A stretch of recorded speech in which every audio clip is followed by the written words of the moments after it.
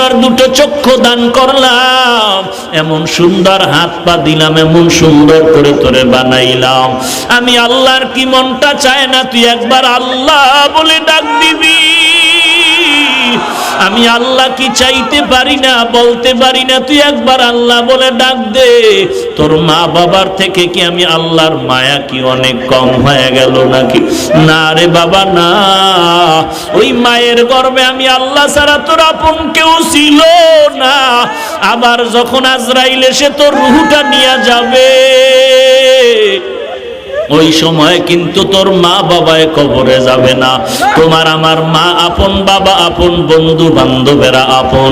একটু খবর নিয়ে দেখো, কেউ কিন্তু তোমার আমার সাথে অন্ধকার কবরে যাবে না। আল্লাহ বলেন, রে গোলাম, যেদিন তোর প্রাণ পাখিটা চলে যাবে, ওই সময় কিন্তু আমি আল্লাহ আগে যেমন